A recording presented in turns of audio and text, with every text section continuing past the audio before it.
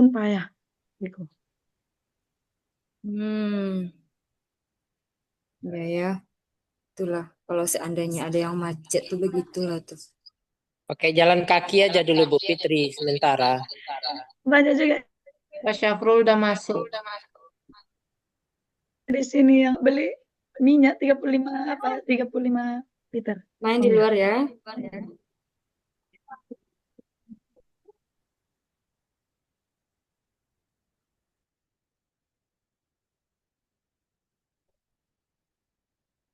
Jadi, Assalamualaikum. Waalaikumsalam warahmatullahi wabarakatuh. Warahmatullahi wabarakatuh, Pak. Salam Salam Pak. Pak. Pak Fitri Handayani. Ya Pak, hadir Pak.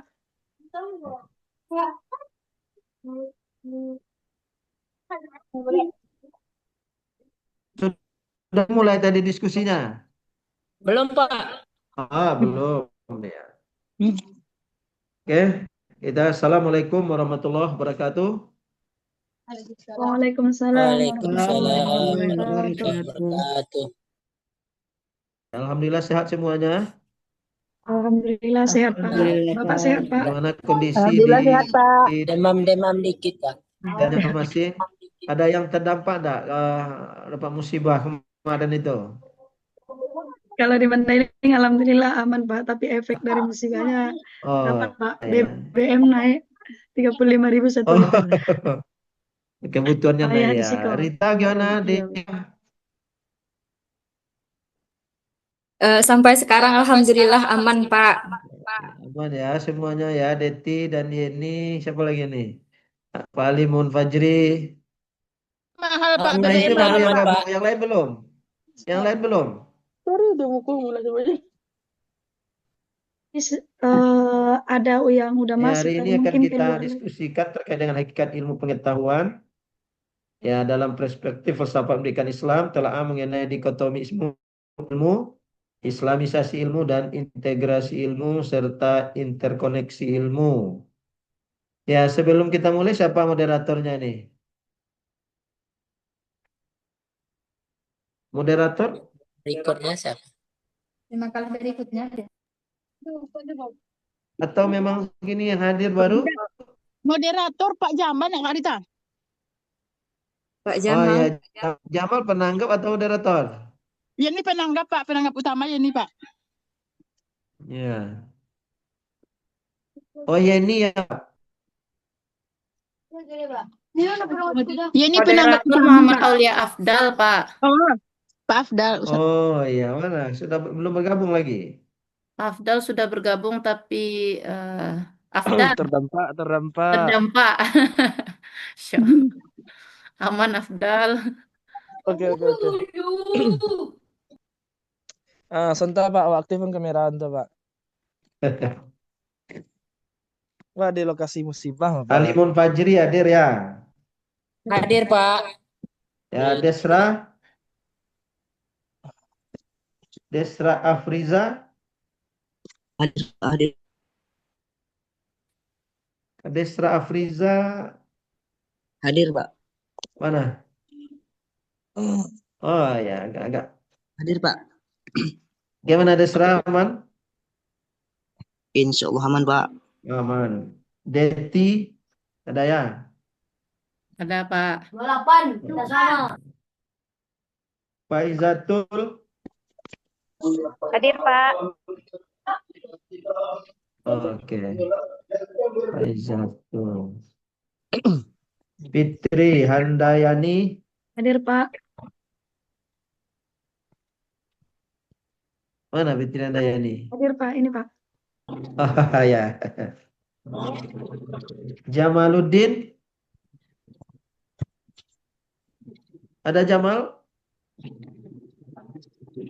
Belum. Muhammad Aulia Afdal ada Afdal? Oke. Hadir Pak. Oke. Muhammad Taufik. Hadir Ustaz. Oh, Muhammad Taufik ada. Oke. Nur Hidayah Hadir Pak, hadir. mana?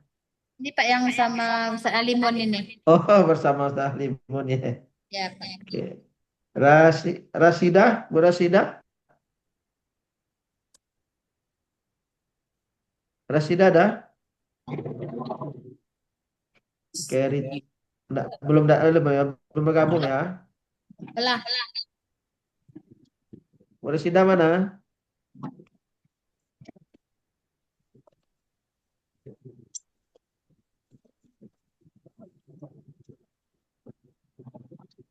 Mimin dong untuk sekarang Mimin.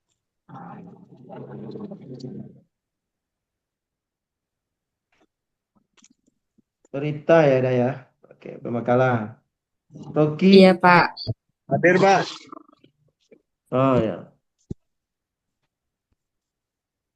Sifa, Bu Sifa.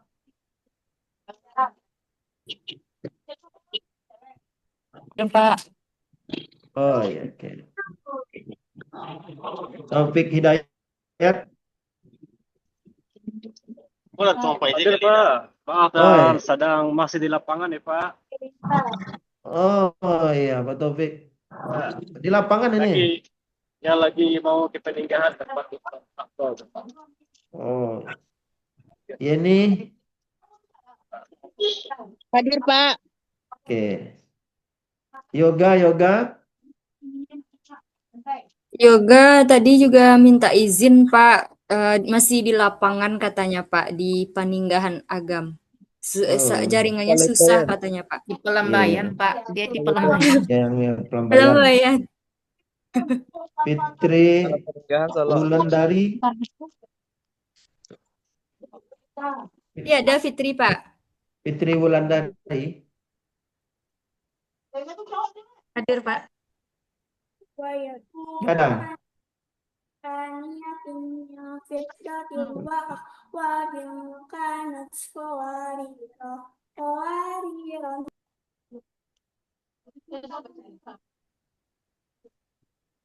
Itu anak Bu Pit yang tasmi itu. Enggak ada ya? Oke, mudah-mudahan lagi dia bergabung. Ada ya, Fitri Wulandari. Ya, silakan kita mulai. Baik. Berarti Yoga yang apa ya? Yoga kemudian Jamal. Rasidah hadir, Pak. Ya. Rasidah hadir, Pak. Rasidah sudah tadi. Yang belum tadi muncul Jamaluddin sama Yoga. Ya, Pak. Oke, silakan dimulai. Baik. Bismillahirrahmanirrahim. Assalamualaikum warahmatullahi Afdal moderator. Ya, Pak. Waalaikumsalam warahmatullahi wabarakatuh. Oke, kepada Bapak Ibu sekalian, dimatikan dulu mic-nya yang tidak berkepentingan.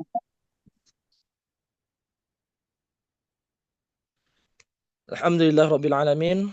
وبه نستعين على أمور الدنيا والدين أشهد أن لا إله إلا الله وحده لا شريك له وأشهد أن محمدا عبده ورسوله لا نبي بعده. Bersyukur kita kepada Allah Subhanahu wa taala yang melimpahkan kepada kita rahmat dan karunia-Nya. Salawat berangkaikan salam terkhusus untuk Nabi besar kita Nabi Muhammad sallallahu alaihi wasallam. Yang sama-sama kita hormati yaitu Bapak Dr. Syafrul Nalus. Mudah-mudahan Allah limpahkan keberkahan hidup dan kesehatan kepada beliau.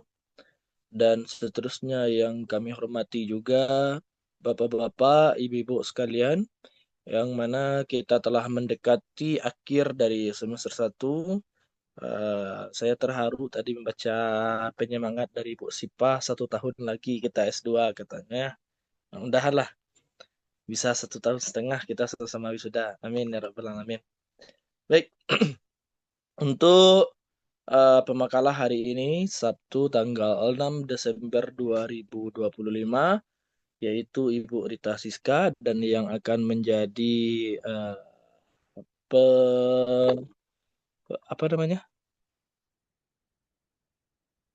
penanggap utama ya itu Ibu Yeni ya Ibu Yeni ya. Oke, nah Jadi sebelum pemakalah menyampaikan makalahnya, kita minta dulu pemakalah untuk membacakan ayat suci Al-Quran dengan sebaik mungkin kita mendengarkan bacaan Al-Quran dari pemakalah. Mudah-mudahan perkuliahan kita mendapatkan berkah dari Allah Subhanahu wa taala dan kita semua juga mendapatkan rahmat dari Allah taala. Kita persilahkan kepada Ibu Rita Siska. Mohon izin dulu Pak moderator. Kalau diganti dengan yang lain bagaimana Pak? Sedang tidak bisa. Oh gitu. Sunaisa sih itu. Al-Quran itu kan zikir tuh. Apalagi yang dibaca hafalannya mah. Silakan. Nggak apa-apa, baca aja lah cerita. Nggak apa-apa. Heeh. Hafalannya aja kayak surat An-Naba kan bisa. Nah, ini itu kan khilafiyah. Di mazhabnya Maliki boleh, ya? Silakan saja.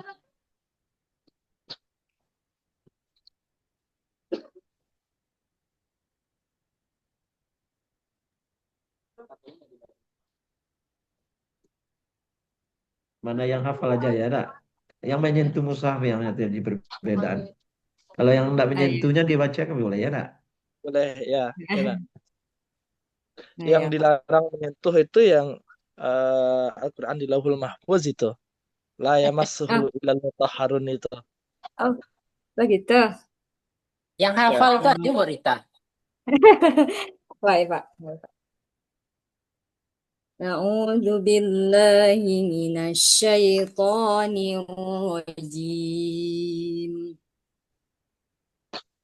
Bismillahirrahmanirrahim. Masya Allah. Alif Lam Ra. Tilka ayatul kitabi wa Qur'anim mubin. Rubbama yawaddun ladina kafaru law kanu muslimin. Dharhum ya'kulu wa yatamatta'u wa yulhihimul amalu fasawfa ya'lamun wa ma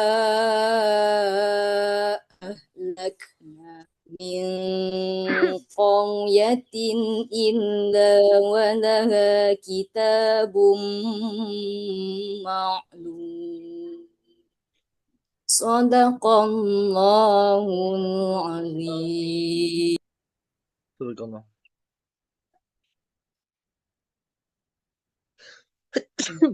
Keluar setan wa menengah Bu Rita ngaji. Larkan rukiah. Oke. Terima kasih kepada Bu Rita Siska. Jadi dalam ilmu rukiah itu kalau menengah bacaan Al-Quran bersin-bersin adanya atau mual-mual, itu tanda keluar setan dalam diri itu. Nah, berhasil bacaan Al-Qurannya itu. Oke. Sangat luar biasa sekali. Alhamdulillah. Pemakalah langsung mempresentasikan makalahnya.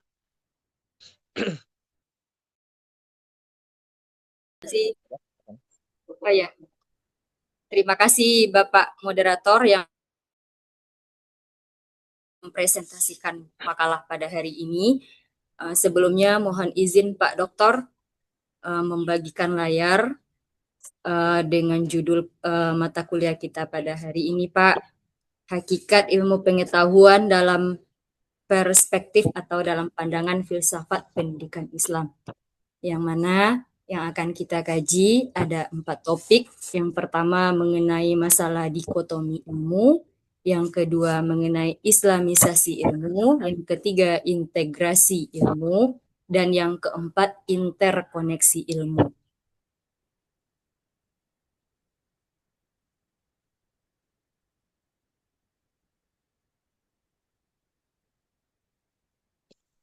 Pada pendahuluan, Ilmu pengetahuan merupakan fondasi utama dalam pembangunan peradaban manusia. Dalam Islam, ilmu tidak hanya bersifat rasional empiris, tetapi juga spiritual transendental atau makna yang lebih tinggi. Ada makna yang lebih tinggi dari ilmu pengetahuan itu dalam Islam. Lalu, pendidikan Islam memandang ilmu sebagai sarana untuk membentuk insan kamil. Tantangan pada saat ini adalah terjadinya pemisahan antara ilmu agama dan ilmu umum, atau yang dikenal dengan istilah dikotomi ilmu.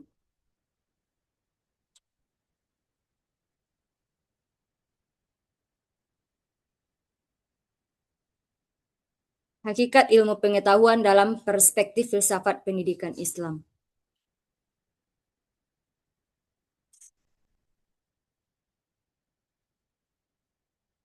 Mohon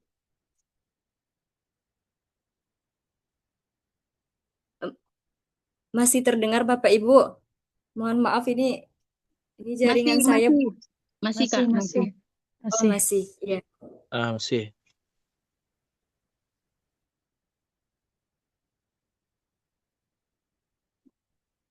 Dikotomi ilmu menyebabkan ketimpangan dalam cara pandang terhadap pengetahuan.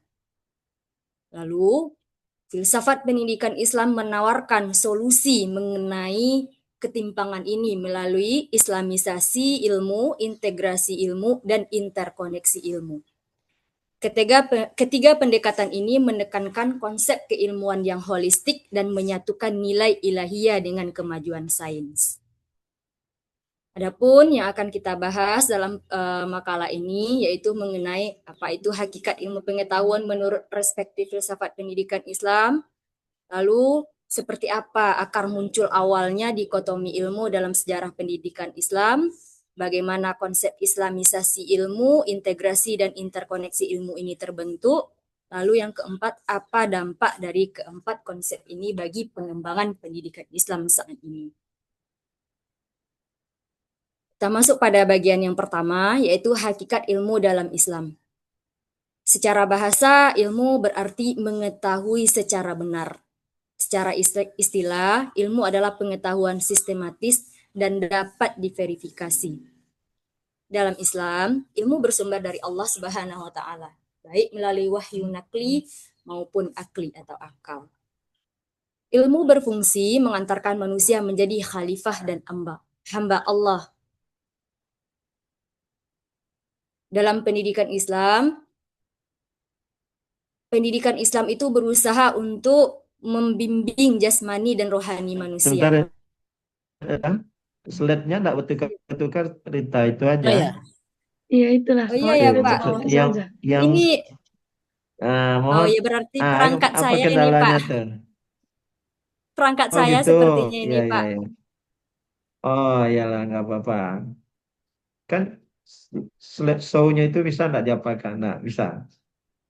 Oh, Oke, bentar, Pak. lanjut. Saya coba Nah, kalau menyimak memang ulang nggak ya, bisa, Pak. ya persoalan ini Sebentar. halaman pertama. Iya ya, Pak.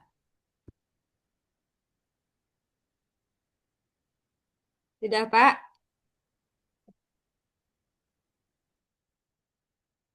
Mohon izin, Pak, ada bergerak, Pak? Sudah, Bu. Oh, sudah. Kita mulai dari ulang lagi nih, Pak. Apa kita lanjutkan saja, Pak?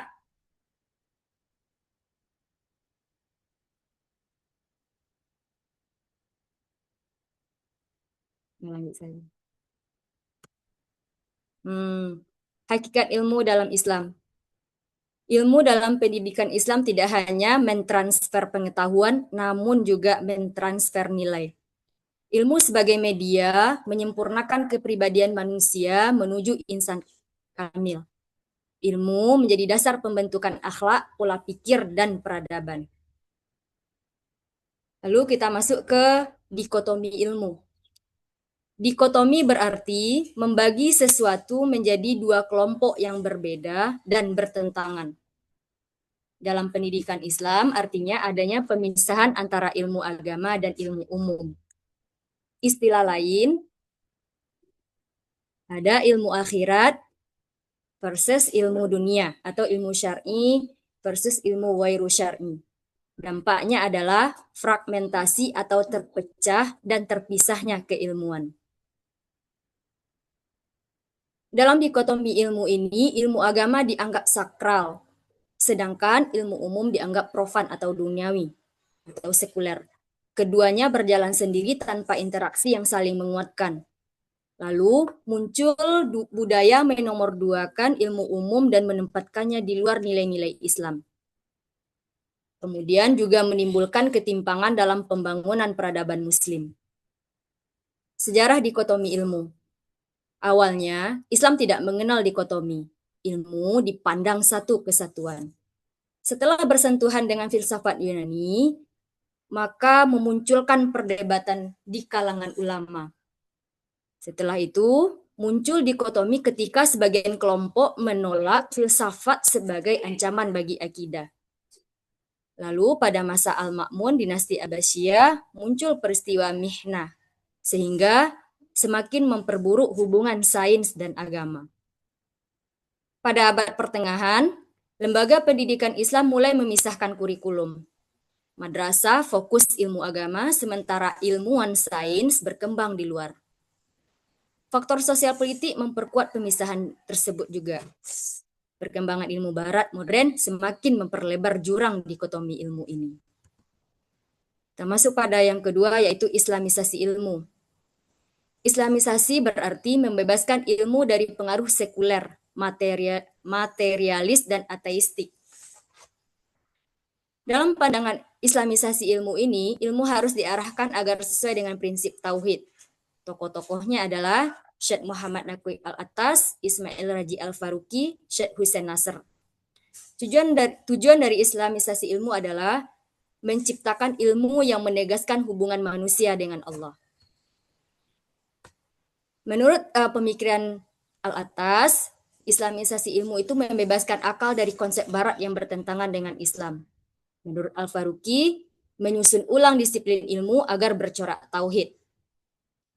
Nasr yaitu menghidupkan kembali sains Islam klasik yang syarat nilai spiritual. Dan islamisasi ilmu ini merupakan respon terhadap dominasi epistemologi barat. Lanjut, subjudul yang berikutnya yaitu integrasi ilmu. Integrasi berarti penyatuan konsep ilmu agama dan ilmu sains. Dalam Islam, semua ilmu berasal dari Allah dan tidak seharusnya dipisahkan. Integrasi ilmu ini berusaha menghilangkan polarisasi dan menjadikan ilmu bersifat utuh, yakni dengan menghubungkan ayat kauniyah, ayat-ayat yang membicarakan tentang alam, dan dengan ayat qauliyah atau wahyu. Model integrasi ilmu ini adalah memadukan epistemologi wahyu dan sains modern, menghindari kesan bahwa agama hanya ritual dan sains hanya duniawi, kemudian melahirkan paradigma baru dalam pendidikan Islam, serta menyelaraskan konsep, metode, dan tujuan pendidikan. Lalu masuk ke interkoneksi ilmu. Interkoneksi ilmu ini dikembangkan oleh Muhammad Amin Abdullah yang menekankan keterhubungan antar disiplin ilmu, tidak mencampur adukkan tetapi mengaitkan secara metodologis. Kemudian membantu memahami masalah secara komprehensif atau menyeluruh. 3 model pendekatan interkoneksi ilmu ini yaitu yang pertama paralel, linier, dan sirkular atau saling mempengaruhi adanya hubungan timbal balik. Misalnya menggabungkan sosial humaniora, agama, sains, dan alam dalam satu kajian. Kemudian melahirkan analisis multidisipliner dan transdisipliner. Kemudian mendorong kerjasama lintas bidang dalam penelitian. Lalu apa dampaknya terhadap pendidikan Islam berdasarkan pendekatan 3 konsep ini terhadap dikotomi ilmu tadi? Yang pertama, diperlukan Dampaknya itu adalah diperlukan kurikulum integratif yang bebas dari dikotomi. Yang kedua, pendidik harus memahami epistemologi Islam dan sains modern. Yang ketiga, pembelajaran harus menghubungkan ilmu dengan nilai ilahiyah. Dan yang keempat, peserta didik dibentuk menjadi manusia berkarakter holistik. Lalu, institusi pendidikan perlu melakukan reformasi model pembelajaran. Riset-riset perlu dikembangkan berbasis integratif dan interkonektif. Pendidikan Islam harus menyiapkan generasi berakhlak dan berdaya saing global. Lalu mendorong perkembangan peradaban Islam yang progresif dan spiritual.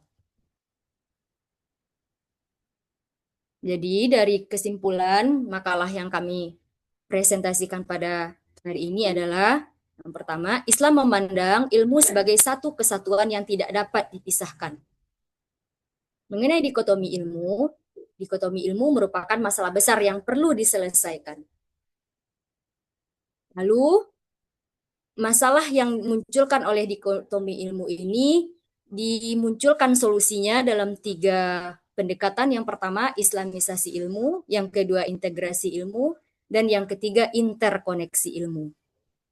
Yang keempat, pendidikan Islam harus diarahkan pada pembentukan insan kamil dan peradaban unggul. Demikianlah presentasi kami pada pagi hari ini mengenai makalah ini. Mohon maaf apabila banyak kesalahan dan kami kembalikan kepada moderator. Oke, Alhamdulillahirrahmanirrahim. Terima kasih kepada Ibu Rita Siska yang telah mempresentasikan makalahnya kepada kita bersama. Sekarang kita minta penangkap utama yaitu Ibu Yeni Marlina memberikan kritik dan sarannya. Kepada Ibu Yeni Marlina, kami persilahkan. Baik, Assalamualaikum warahmatullahi wabarakatuh. Assalamualaikum warahmatullahi wabarakatuh.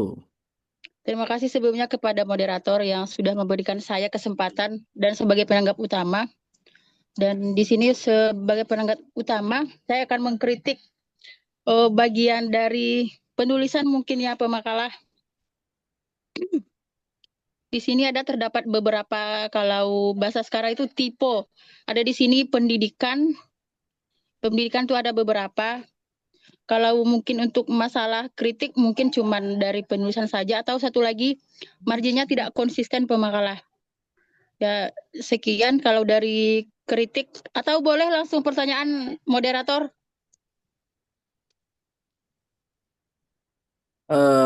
Fokus saja pada kritik dan saran terlebih dahulu. Oke. Sekian. Assalamualaikum warahmatullahi wabarakatuh. Oh, itu saja. Iya, moderator. Tipenya aja. Sama marginnya tidak konsisten. Oh, marginnya tidak konsisten 4333 ya. Nah, ya. Baik, kepada Ibu Bapak yang lain ada yang mau memberikan kritik dan saran silakan.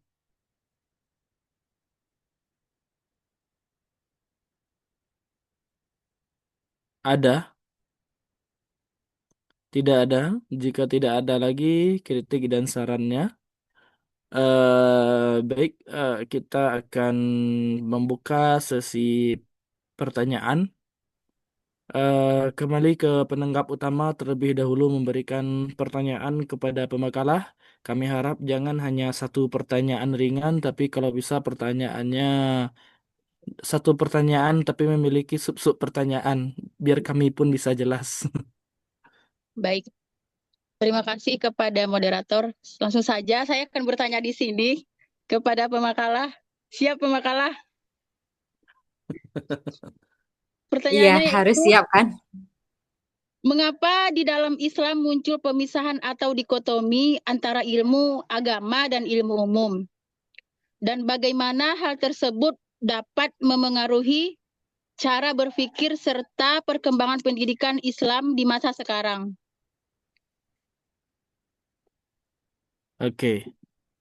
Mengapa terjadi pemisahan dikotomi ilmu agama dan ilmu umum? Ya. Lalu Dan bagaimana hal tersebut? Dan bagaimana? Hal tersebut mempengaruhi cara berpikir serta perkembangan pendidikan Islam di masa sekarang. Iya.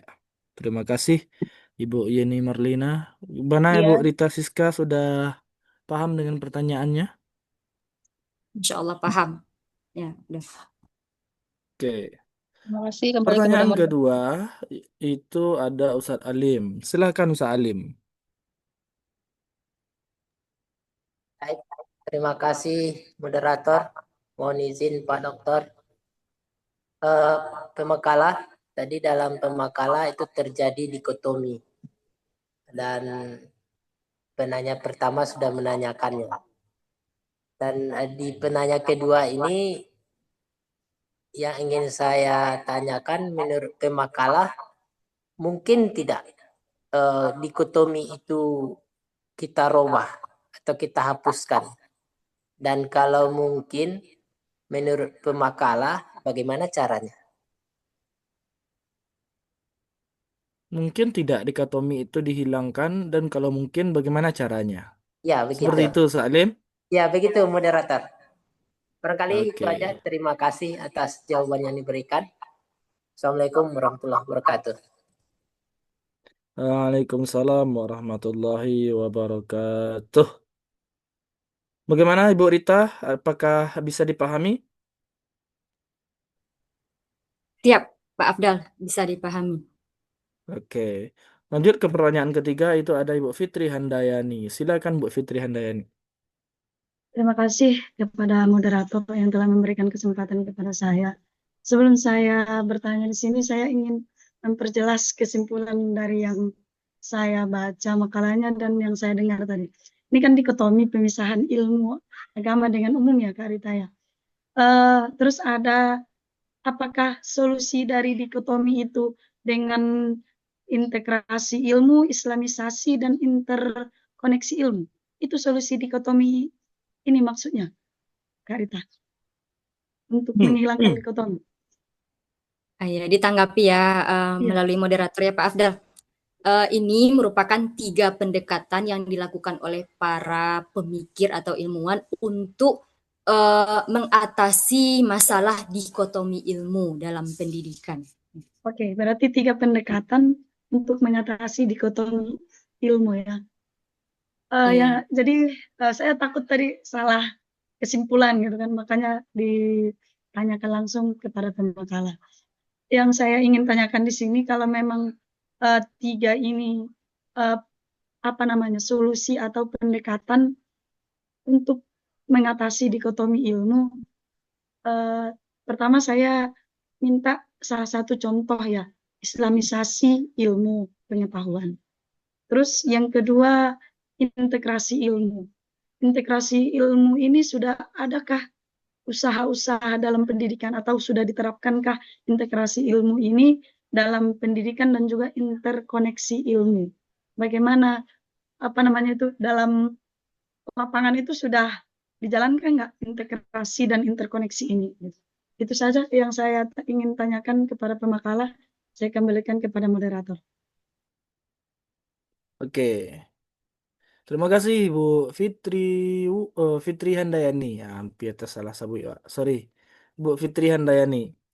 Nah, jadi di sini Ibu Fitri meminta contoh islamisasi ilmu pengetahuan, lalu juga meminta tentang integrasi ilmu dan interkoneksi ilmu di lapangan. Nah, itu. Apakah pemakalah paham dengan pertanyaannya? Iya, insya Allah paham Pak Afdal. Alhamdulillah. Oke, kepada Bapak Ibu sekalian, mungkin itu 3 pertanyaan dulu. Nanti kalau ada kita minta ke lapangan waktu lagi kepada Bapak Dokter kita untuk kembali melanjutkan diskusi. Nah, pertanyaan pertama tadi dari penanggap utama yaitu Ibu Yeni dan pertanyaan kedua dari Ustaz Alim dari Bapak Alim. eh Pertanyaan ketiga dari Ustazah Fitri Handayani. Nah, kepada pemakalah, kami berikan waktu yang sangat luas untuk menjawab pertanyaan dari 3 penanggap tadi.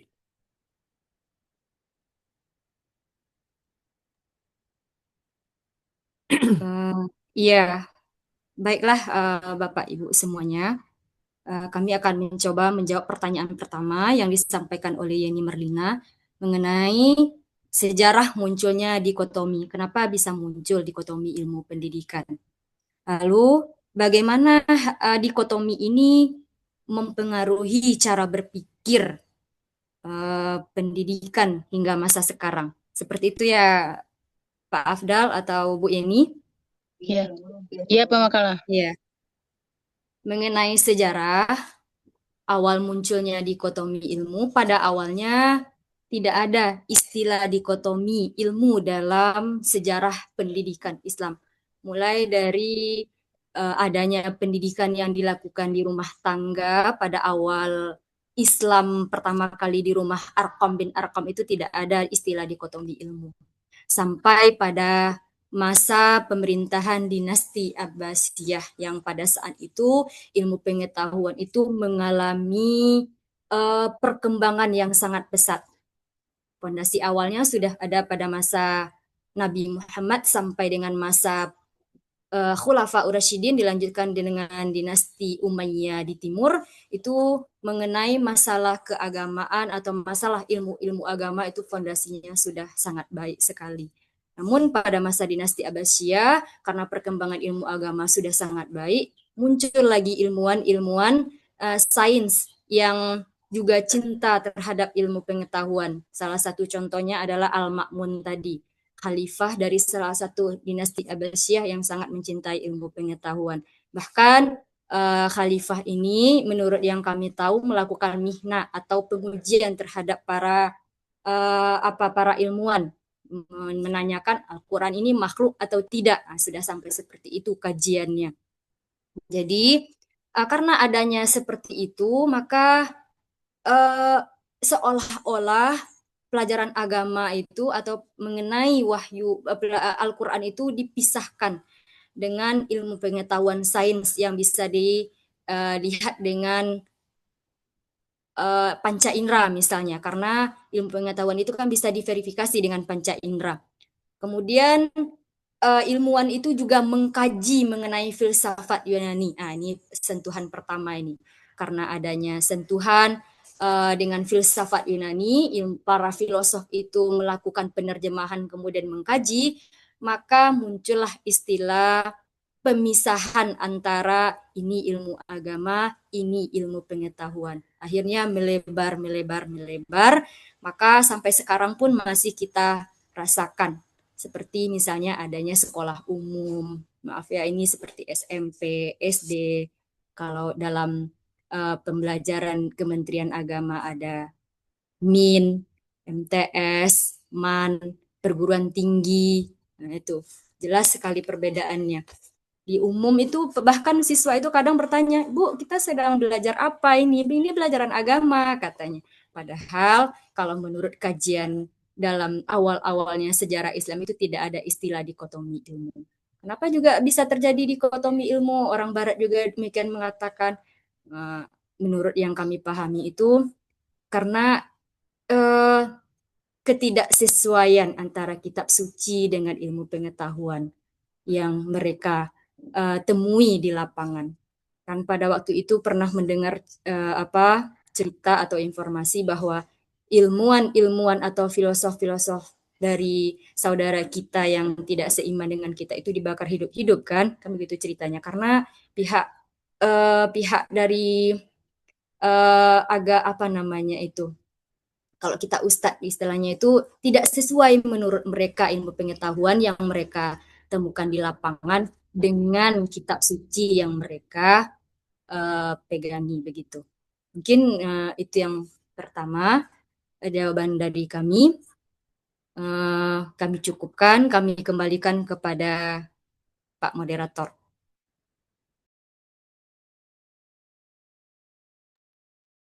Oke, itulah jawaban dari Ibu Rita Siska. Apakah ada tambahan jawaban dari Bapak Ibu yang lain? Silahkan. Sebelum kita kembalikan kepada penangkap utama kita tadi.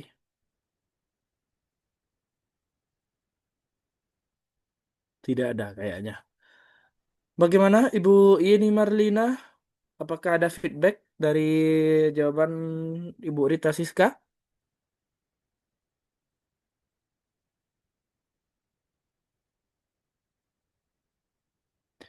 Ibu Yeni Marlina? Lanjut Pak, lanjut. Berarti sudah puas dengan jawaban Ibu Rita Siska tadi?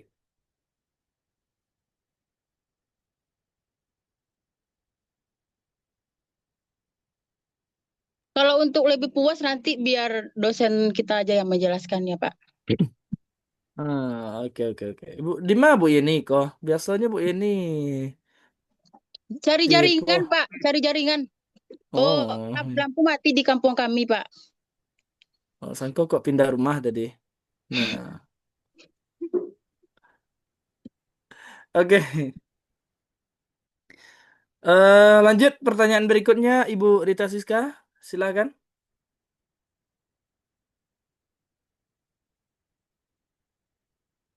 Ya, baiklah Pak Moderator, saya akan mencoba menjawab pertanyaan yang diajukan oleh Bapak Alimun Fajri mengenai apakah dikotomi ilmu ini bisa kita hilangkan. Jawaban dari kami adalah sangat-sangat bisa sekali. Karena pada saat sekarang sudah ada pendekatan yang sudah diaplikasikan. Ini mungkin bisa juga menjawab pertanyaan dari Saudari Fitri Handayani. Karena pada saat sekarang sudah mulai dilakukan upaya untuk mengantisipasi dikotomi ilmu ini. Misalnya dalam pembelajaran pembelajaran tingkat menengah misalnya sudah ada madrasah aliyah negeri yang juga memasukkan pelajaran agama ke dalam pembelajaran biasa misalnya. Di perguruan tinggi juga demikian, sudah ada pembelajaran biologi, Islam, ada pembelajaran apalagi itu matematika Islam, bidang studinya yang ada Islamnya itu, ekonomi syariah misalnya. Itu adalah merupakan usaha untuk mengantisipasi dikotomi ilmu ini.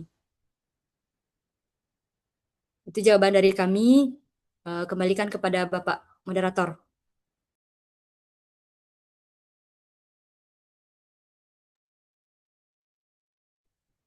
Bagaimana? Ada tanggapan lain, tambahan lain dari Bapak Ibu sekalian? Silakan. Tadi pemakalah menjawab sangat bisa sekali dihilangkan. Ustaz, Nah, bisa ditambah, boleh menambahkan Ustaz? silahkan Ibu Roshidah. Ya, baik. Assalamualaikum warahmatullahi wabarakatuh. Baik, tadi pembahasan tentang bisakah dihilangkan ilmu, tidak terkotomi ilmu ya. Nah, baik, di sini saya melihat sekarang kan di IT, SD IT ataupun sekolah IT itu sudah berusaha memadukan antara pengetahuan umum dan ilmu agama. Nah, di sini kami sebagai penyelenggara sekolah JSIT, di sini matematika juga ada ayat Al-Qur'annya yang menyangkut dengan materi tersebut gitu. Jadi buku-buku dari JSIT itu sudah berusaha maksimal memadukan antara tadi ilmu tidak mengkotomi ilmu dia. Jadi ilmu agama dengan ilmu umum itu diusahakan itu sudah terpadu gitu. Namanya terpadu. Jadi tetapi belum 100%-nya itu menjadikan termasuk di dalam buku itu semuanya ada ilmu agamanya. Masih ada sebahagian-sebahagian nampaknya pembelajaran itu yang belum terpadu gitu. Nah, inilah kami di sini insya Allah sudah memadukan antara pendidikan umum dengan agama. Nah, setiap mata pelajaran itu harus ada minimal ada hadisnya dan minimal ada Al-Qur'annya yang sesuai dengan pendidikan tersebut atau dengan materi pembelajaran itu. Itu mungkin yang kami rasakan di sini semuanya terpadu gitu, memadukan. Baik itu saja mungkin dari saya. Ada sedikit lagi ya, semua dan gurunya juga ya.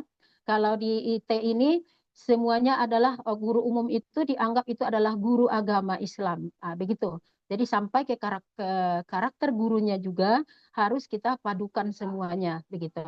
Nah, itu mungkin tambahan dari saya. Terima kasih.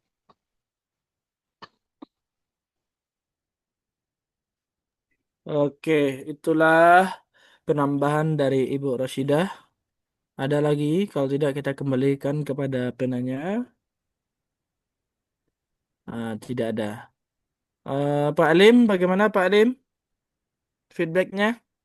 Oke, eh, sebelumnya terima kasih atas respon dan jawaban yang diberikan. Kenapa ini saya tanyakan? Karena kalau kita lihat idealnya seluruh ilmu itu mengantarkan manusia itu pada rahmatan lil alamin gitu kan. Jadi tidak dipisah-pisah. Sementara di lapangan hari ini kita dipisah, dikotomi. Yang sekolah agama dia hebat bidang keagamaan, lemah di bidang yang umum lainnya. Sementara di sekolah umum di agamanya sangat miris. Mereka hebat di pengetahuan umum. Dan ini setidaknya kalau seumur saya 46 tahun sudah saya saksikan sendiri gitu ya. Termasuklah kita terjun di dalamnya. Makanya kita tanyakan kepada pemakalah, mungkin nggak? Rupanya mungkin. Cuman solusinya itu yang masih kurang agak jitu. Jadi nanti mungkin kita minta kepada Bapak Dokter kita untuk memberi solusi yang lebih jitu. Barangkali itu feedback dari saya, moderator. Terima kasih atas jawaban yang diberikan. Saya kembalikan ke moderator. Oke, terima kasih Pak Alimun Fajri. Ustaz Alimun juga. Pak Alimun atau Ustaz Alimun sama aja, nak. Nah, lanjut. Ibu pemakalah, Bu Rita, kami persilahkan untuk menjawab pertanyaan berikutnya. Ya, baiklah Pak Moderator, mengenai pertanyaan Saudari Fitri Handayani mengenai contoh penerapan dalam dalam mata pelajaran sepertinya Bu Fitri dalam pendidikan, misalnya dalam pendidikan SMP atau MTS misalnya ya, penerapan dari integrasi, islamisasi dan interkoneksi ilmu tadi ya. Mengenai penerapannya, contohnya dalam islamisasi ilmu. Islamisasi ilmu itu kan artinya menyaring, menafsirkan, dan membangun ilmu pengetahuan berdasarkan nilai, etika, dan worldview-nya itu Islam. Semuanya Islam, tanpa menolak sains modern. Dia contohnya dalam pelajaran sains misalnya atau IPA. Ketika mempelajari hukum gravitasi misalnya, itu guru itu mengaitkan dengan ayat-ayat tentang keteraturan alam misalnya yang terdapat dalam surah Al-Mulk ayat 3-4 misalnya. Misalnya juga dalam mengajarkan masalah fotosintesis, dikaitkan juga dengan ayat-ayat tentang kekuasaan Allah sebagai khalik atau pencipta misalnya. Kemudian dalam integrasi ilmu misalnya, dalam pendekatan integrasi ilmu misalnya. Misalnya pada mata pelajaran matematika, IPA dan bahasa Inggris didampingi juga dengan pelajaran akidah, akhlak, tafsir, fikih gitu. Jadi integrasi itu kan memadukan.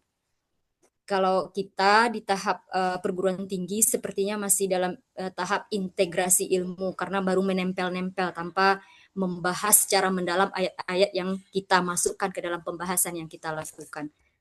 Lalu yang ketiga mengenai interkoneksi ilmu. Contohnya dalam pembelajaran sains, dalam IPA misalnya, dalam pelajaran di sekolah menengah. Pelajarannya itu misalnya perubahan iklim misalnya.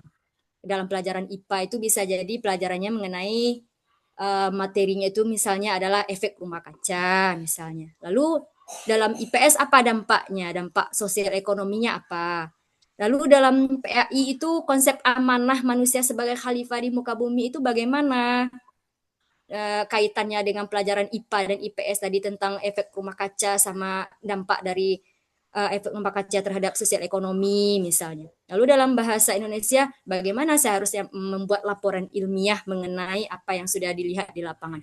Jadi dalam interkoneksi ilmu ini terjadi lintas bidang pengetahuan, jadi istilahnya gurunya itu memang harus saling mengaitkan materi yang diajarkan dengan materi yang lain, apalagi dengan pelajaran agama begitu. Jadi memang di blended, apa itu bahasanya, blended learning. atau semuanya diaduk untuk menciptakan pembelajaran dan pendidikan Islam yang sesuai dengan harapan Allah Subhanahu wa taala dan Nabi itu. Jadi memang baiknya kurikulum kita sebagai tenaga pengajar, misalnya kami sendiri itu memang ilmunya itu memang harus imbang tentang ilmu dunia maupun ilmu akhirat supaya yang diajarkan ke siswa itu utuh. Mungkin itu jawaban dari kami. Kami kembalikan kepada Pak Moderator.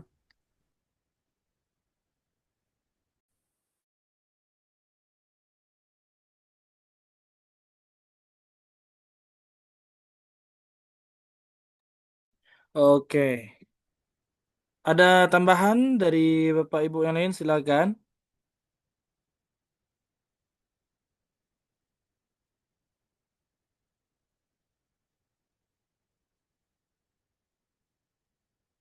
Tidak ada? Ada dari Bung Rocky. Kami persilahkan Bung Rocky. Baik, Assalamualaikum warahmatullahi wabarakatuh. Menarik pembahasan kita tentang bagaimana dikotomi antara ilmu agama dengan ilmu umum ya. Jadi sebenarnya seperti zaman dahulu juga ada ya di abad pertengahan zaman-zaman tradisional itu banyak orang-orang sukses ya, contoh Muhammad Al-Fatih, kemudian yang lainnya gitu kan. Mereka memang dibekali dulu dengan ilmu akhiratnya gitu, ilmu agamanya dengan secara kokoh dan kuat, termasuk hafalannya, tahfidnya, segala macamnya gitu.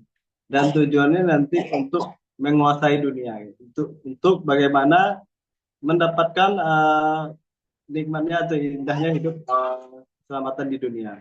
Jadi ketika dia sudah mendapatkan memahami dulu fondasi dasar ya, ilmu agama, prinsip-prinsip ya, sehingga dari prinsip-prinsip itulah akan muncul nanti akan menjadi orang-orang yang sangat luar biasa gitu. Sebenarnya itu harapan bagaimana bisa menjadikan ilmu agama dan ilmu umum itu di blended tadi gitu. Sebenarnya itu sebenarnya. Cuman kenapa ada pemisahan itu ya tadi secara pertama faktor politik juga secara sekuler gitu kan. Orang-orang sekuler berusaha memisahkan antara ilmu pendidikan agama dengan ilmu dunia sehingga umat Islam itu salah satunya menjadi faktor untuk lemah gitu. Karena perlu juga kita lihat sejarah orang kafir itu orang-orang dahulu itu dia takut dengan umat Islam yang kuat dan dia sangat suka dengan umat Islam yang lemah. Jadi itu saja penambahan. Oke, luar biasa sekali. Terima kasih Bung Rocky. Bagaimana penanya? Mana Ibu Fitri Handayani tadi? Bu Fitri Handayani? Ya. Silakan diberikan feedbacknya. Terima kasih atas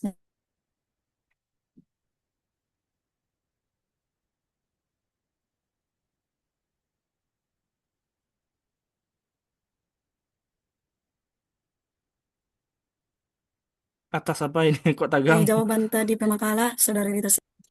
Islamisasi jaringan kami agak payah di sini. Oh ya. Berarti guru memang harus siap ya dengan itu, apalagi guru umum. Berarti guru umum itu juga harus tahu tentang ilmu-ilmu yang ilmu-ilmu umum yang berkaitan dengan Al-Quran gitu ya kan. Terus begitu juga dengan apa namanya ya, kita sendiri sebagai guru memang harus lebih banyak ilmu pengetahuannya. Jangan bidang kita aja berarti yang harus kita kuasai gitu. Supaya dikotomi ilmu itu memang bisa dihilangkan. Itu saja mungkin feedbacknya. Karena jaringan agak susah di sini. Saya kembalikan kepada moderator. Oke. saya ada pantun ini yang akan dibawakan. Nah, anyui lumui barangkai-rangkai, Cakap, tinggoknya ke batu juga. cakap. Tuntui ilmu berbagai-bagai. Asalnya satu juga dari Allah Subhanahu wa taala saja. Qalu subhanaka la ilma lana illa ma 'allamtana. Itu punya ayatnya. Jadi ilmu tuh tidak ada manusia cik aja yang punya ada kecuali yang diajarkan oleh Allah Subhanahu wa taala. Jadi masalah dikotomi itu sebenarnya nah pemisahan-pemisahan itu bukan kalau awak lihat ya itu justru malahan lebih kepada pengkhususan. Kalau seluruhnya dikuasai, takutnya nanti tak terkuasai. Jadi ada ahli-ahli spesialisasinya. Lah belo ngecek gua. Mohon maaf, nah, itu tambahan dari Nas sedikit ya. Bagaimana Pak Dokter? Apakah kita lanjut diskusinya atau kami kembalikan kepada Bapak Dokter untuk Lagi, menerangkan? tanya kita masih waktu kita kan masih ada 1 jam lagi ya. Sekarang jam 9. Iya, ada 1 jam lagi Pak Dokter. Ya mungkin kita yang lain mungkin masih ada, ya boleh. Oke. Masih ada? Silakan Bapak Ibu sekalian. Kalau tidak kita mendengar dengan sepuas-puasnya lagi dari Bapak Dokter kita. Apa orang yang kelihatan ya, mungkin karena situasi juga ya. Misalkan Pak Muhammad Taufik kena muncul ya, gitu ya. Itu Biasanya lagi relawan Pak, Muhammad Taufik sama Yoga relawan di lapangan ada bencana Pak. yoga gitu ya. Kemudian ada muncul ketika absen aja tadi diambil begitu ya. Nah, sudah itu enggak kelihatan lagi gitu. Nah, tantangan Izin seperti jadi ini juga relawan lah nih kayaknya Pak. etikanya menuntut ilmu ini di online ini kan. Nah, biasanya Pak Limun Fajri selalu didampingi nih. Sekarang sendiri aja nih. Enggak, Pak. Masih berdua. Oh, Masih satu rumah, Pak. oh iya. Ya satu rumah ya, tapi dalam daring ini ya satu aja yang muncul gitu ya. Dua-duanya, Oh Pak. ya, oke. Ini Oh ya, dua-duanya ya. berdampingan kami, Pak. Iya. Oh iya, oke. Ya gitu ya. Ya. Ini sebuah perjuangan juga nih dalam kuliah daring ini ya. Mudah-mudahan perjuangannya berkah ini. Ada yang memang betul-betul siap, ada yang memang ya kondisi apa adanya begitu ya. Sepertinya tidak ada yang mau bertanya lagi Pak Dokter. Enggak ada. Nggak ada kayaknya Puas ini. saja dengan kondisi penjelasan makalah dan tadi ya. Ada Bu Rasidah? Sedikit ini ya kayaknya apakah ilmu dikotomi itu yang perintisnya apakah itu dari orientalis atau siapa apanya sebenarnya gitu atau pemikiran barat kah yang memisahkan ini tadi belum tersentuh atau yang apa namanya tuh yang memulai ini dari mana sementara tadi di awal kan ilmu itu adalah satu seperti Rasulullah menyampaikan di rumah Arkom bil Arkom nih. Jadi sejarahnya sebenarnya dari kapan sih mulainya seperti ini gitu. Nah, kita juga melihat kadang di lapangan itu ngeri. Seperti sekarang kan pemerintah memberikan pengetahuan agama atau ilmu apa pelajaran agama itu hanya 2 jam di dalam sekolah negeri. Jadi itu juga sepertinya pemerintah ikut juga seperti itu gitu. Nah, itu mungkin perlu mungkin dengan Pak dosen atau bagaimana itu gitu. Jadi menghilangkan bisa saja, tetapi memulainya terus akar-akarnya itu kan masih tumbuh dengan kuat ini gitu. Jadi sebagian instansi itu sudah memulai itu. Seperti tadi saya bilang di SIT ini sudah memulai, tapi lebih banyak itu di luar yang belum menyentuh hal ini itu. Nah, itu mungkin sebagai apa namanya itu pertanyaan atau pembahasan kita lagi gitu. Itu mungkin. Oke. Bagaimana Pak Makalah? Bisa dipahami Pak Iya, Makalah? Ya. iya. Yang kami tangkap ya Pak Moderator, sejarah awal atau akar munculnya dikotomi ini sejak kapan? Ya. Yang menurut Siapa? kami, siapa yang memulai gitu ya? Siapa pencetusnya? Kalau pencetus Ibu itu sepertinya tidak ada, cuman secara alamiah itu terjadi karena pada saat ilmuwan Muslim atau para filosof itu bersentuhan dengan filsafat Yunani yang diterjemahkan, itu terjadi berbagai kontroversi dalam dunia pendidikan Islam. Ini filsafat Yunani ini tidak boleh diajarkan, ini kafir, begitu tuh. Jadi muncul dua versi dalam apanya. Yang satu ini bisa ini kita adopsi ini. Filsafat Yunani ini bisa kita adopsi dia untuk pembelajaran Islam. Yang satu lagi sama sekali tidak boleh. Jangan. Nah, ada yang seperti itu. Lalu dalam pendidikan yang lain atau dalam pendidikan bukan dalam dunia Islam itu memang tidak ada keterhubungan antara sains itu dengan kitab suci mereka. Tidak ada membicarakan itu katanya. Itu yang kami tahu. Kalau Al-Quran kan beda. Al-Quran itu juga membicarakan tentang ilmu pengetahuan. Lalu dilihat dari akar sejarah negara kita juga. Kita dijajah oleh bangsa Barat, bangsa Eropa. Pendidikannya juga sekuler. Jadi mau tidak mau hari ini kita merasakan dampak dari adanya penjajahan itu. Karena kita dijajah oleh orang yang bukan non-muslim yang pendidikannya itu jelas berbeda dengan pendidikan Islam yang seharusnya. Karena ilmu sains itu tidak pernah bisa bertemu dengan kitab suci mereka. Bahkan Galileo Galilei itu katanya itu kabarnya dibakar hidup-hidup oleh pihak rumah ibadah mereka karena dianggap kafir oleh otoritas mereka begitu.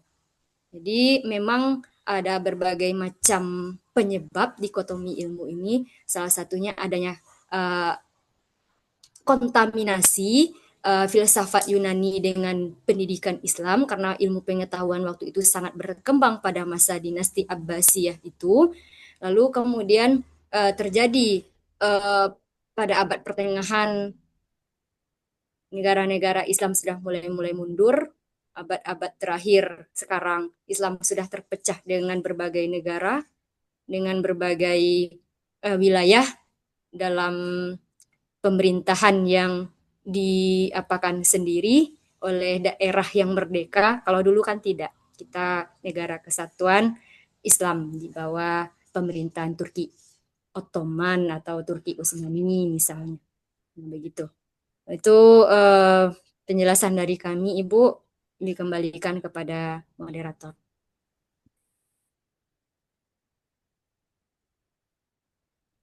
Oke, bagaimana Bu Rosidah? Atau ada kawan-kawan yang lain dulu, Bapak Ibu yang lain yang mau menambahkan?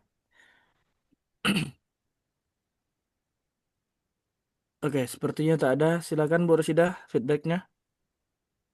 Ya, baik. Kita melihat sekarang kan dari penjelasan pemakalah tadi, memang ada dari Barat dan Islam ini. Jadi itu memang berarti ilmu-ilmu umum itu pada intinya itulah dari orang Barat kan gitu. Nah, yang kita maksud di sini pemikir-pemikir Islam ini apakah yang ada yang apa namanya itu kalau dari tadi yang saya pahami itu berarti ilmu umum itu dari Barat, ilmu agama itu memang dari Islam gitu. Nah, sementara kalau kita melihat pemikir-pemikir Islam kita itu ada yang memadu gitu. Jadi kalau dari penjelasan pemakalah tadi masih seperti itu saya lihat pengaruh dari penjajahan kan begitu. Jadi intinya dari pemikir Islam kita itu belum ada yang menyatu ilmunya, gitu maksud saya. Nah, jadi kalau pemikir orang Barat dengan Islam itu memang agak susah menyatukan itu kan gitu. Nah, mungkin itu sebagai apa? Mungkin nanti dari Pak dosen penjelasan yang lebih itunya gitu, lebih jelasnya. Ya itu mungkin boleh. Apa lanjut aja Pak moderator.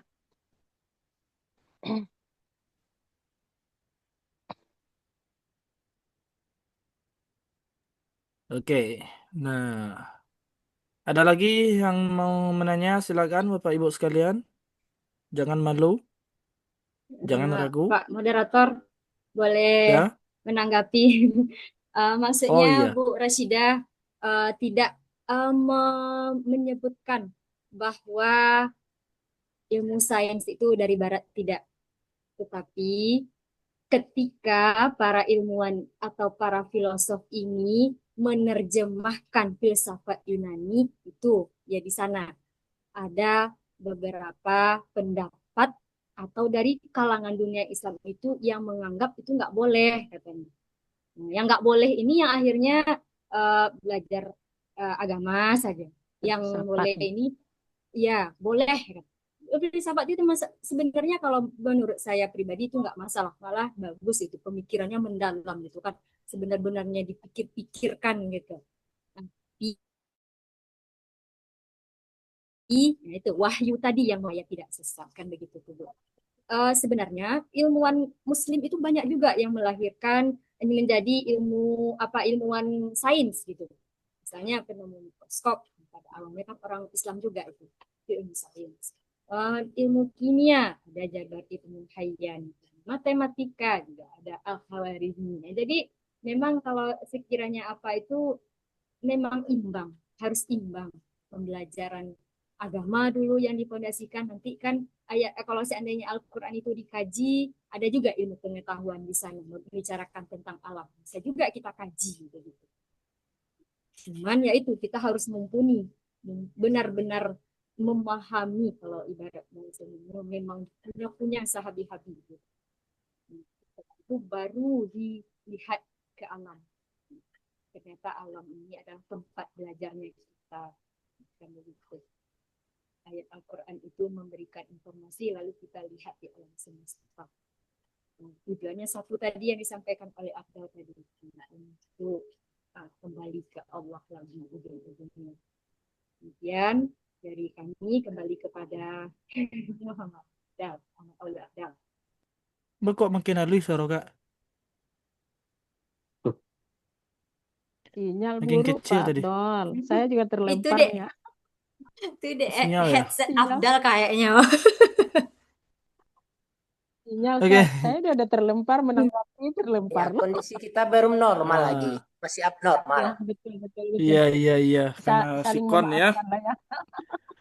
Oke, Ya, Bu Nur saya udah Hidayah. terlempar nih. Itu ada nunjuk tangan Bu Nur Hidayah itu. Sepertinya Bu Nur Hidayah dan Salimun ini masih satu rumah tapi tidak satu kamera lagi. Nah, ya. Iya. Insya Oke, Allah. Bu Nur Hidayah silakan. Satu kamera, ha.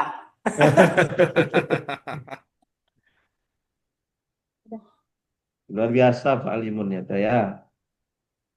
Ini mau bertanya, Ustaz Abdul. Masih bisa?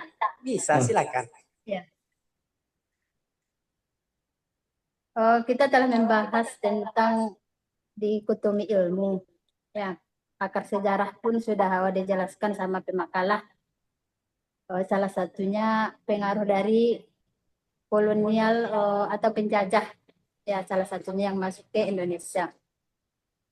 Yang saya tanyakan di sini mengenai islamisasi ilmu pengetahuan, integrasi dan interkoneksi. Adakah tokoh pengusungnya yang tiga ini? Memang di makalah tadi sudah ada akar sejarahnya, islamisasi, interkoneksi, dan integrasi ilmu pengetahuan. Jadi tolong pemakalah sebutkan kalau ada nama-nama tokoh pengusung siapa islamisasi ilmu, siapa tokoh pengusungnya integrasi ilmu dan interkoneksi ilmu. Terima kasih. Dikembalikan kepada moderator. Oke, nah ini mantap ini. Nah, silakan pemakalah menjawab. Nah, Ya, baiklah Kak Daya. Mengenai tokoh siapa yang mengusulkan pendekatan ini, pendekatan 3 konsep dalam mengantisipasi dikotomi ilmu. Kalau islamisasi ilmu itu ada ilmuwan kelahiran Jawa Barat, namanya Syekh Naquib di Malaysia itu. Syekh Naquib Al-Attas itu memang semuanya ilmu itu Islam begitu. Lalu ada Faruqi. Lalu kemudian ada itu lupa saya siapa yang satu lagi Nasr itu. Kalau integrasi ilmu ini memang belum kami temukan ini siapa tokoh yang mengusulkan adanya integrasi ilmu. Kalau integrasi itu kan hanya memadu-madukan seperti kita pembelajaran ya mungkin saya pribadi lah hanya menempel-nempel ayat gitu kan.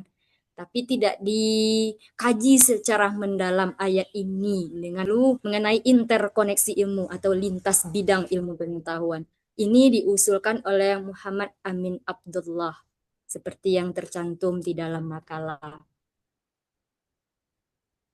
Mungkin sedikit itu informasi yang bisa kami sampaikan. Mungkin ada kawan-kawan yang lain yang lebih banyak paham mengenai siapa saja para ilmuwan muslim pada abad sekarang yang menjadi pencetus konsep pendekatan untuk mengatasi dikotomi ilmu ini.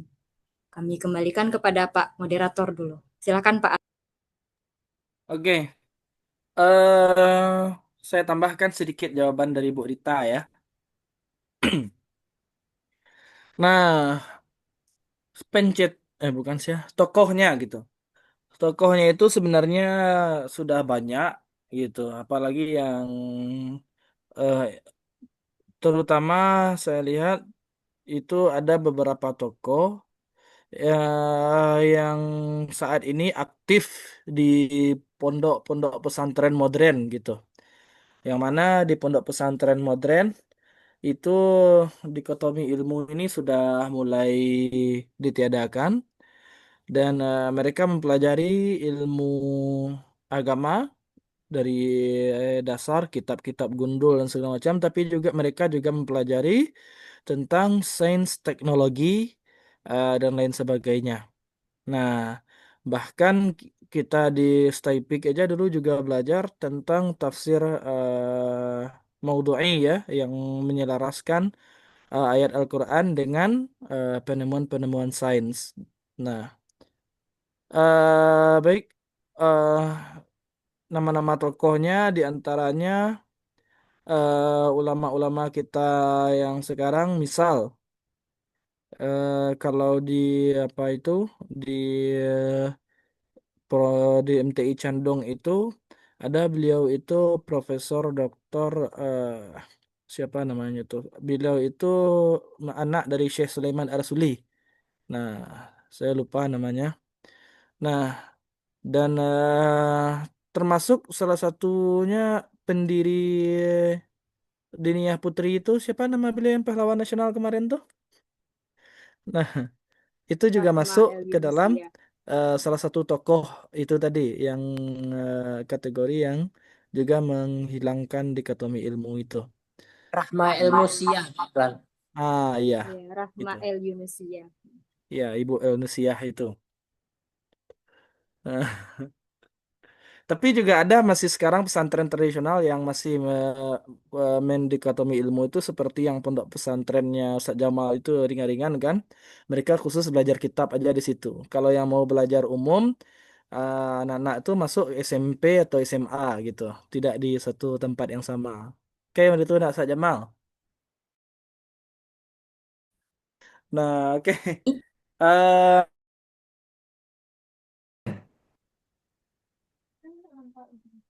feedbacknya? Baik, terima kasih atas penjelasan tambahan dari Setosdo. Ya, kembalikan lagi Nah, kepada moderator. oke. Gimana Pak Dokter? Kayaknya nggak ada lagi yang nunjuk Ya, tangan nih ya Pak oke Dokter. kita ditutup lah Bapak. Oke, alhamdulillah. itulah diskusi makalah kita pada pagi hari ini. Untuk pemahaman lebih jelas tentang mata kuliah kita pagi hari ini, kita mohon dan persilahkan dengan segala hormat kepada Bapak Dr. Syafrul Nalus, dosen kita, dosen pengampu mata pelajaran kita pada pagi ini. Kami persilahkan. Terima kasih Moderator Afdal ya, dan apresiasi ya kepada pemakalah yang sudah maksimal ya menulis makalah ini lalu kita diskusikan, kemudian juga jawaban-jawaban yang disampaikan tadi dari pertanyaan peserta diskusi, dan juga semua kita yang aktif berperan dalam diskusi ini.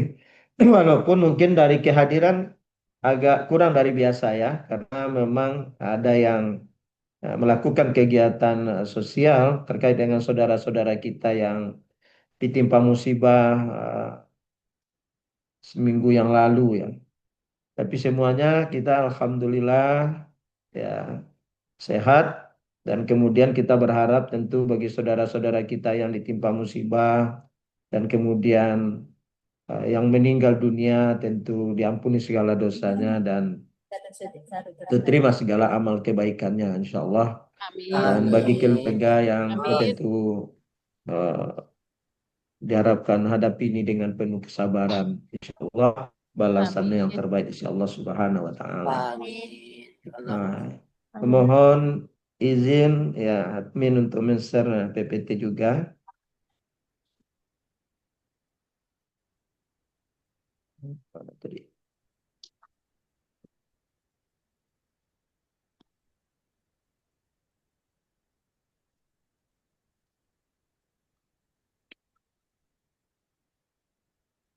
Bu Sipa. Mohon izin Bu Sipa. Nah, men-share ini. Oke. Ada yang pulang dari sana ternyata. Ada anak yang itu yang pulang dari sana. Jadi saya bilang di pinggir sana, arahkan ke sini dulu anak kan. Kurang cepat kita dari apanya. Bu Rosidah. Oke ya, ini luar biasa ya perjuangan kita ini. Itu ruksanya kuliah online ini ya. Ruksanya kuliah online ini kan seperti itu ya.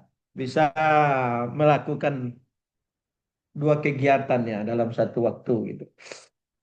Kan luar biasa ya Bapak. Ya, yang pertama adalah terkait dengan hakikat ilmu pengetahuan dalam filsafat pendidikan Islam. Telah tentang dikotomi ilmu, kemudian ada islamisasi ilmu, integrasi ilmu, dan interkoneksi ilmu. Ya, yang sudah dijelaskan tadi juga bahwa kalau hakikat ilmu dalam Islam itu kan ilmu sebagai cahaya dan petunjuk sebetulnya. Nah, yang membawa kita ya dekat dengan Allah Subhanahu wa Ta'ala. Lalu sumber dari ilmu itu dalam Islam itu adalah wahyu, akal, dan empiris. Artinya ada praktek-praktek nyata dalam kehidupan kita sehari dan bersifat tauhid dan holistik. Nah, tiga hal ini sebetulnya hakikat ya ilmu dalam pendidikan Islam.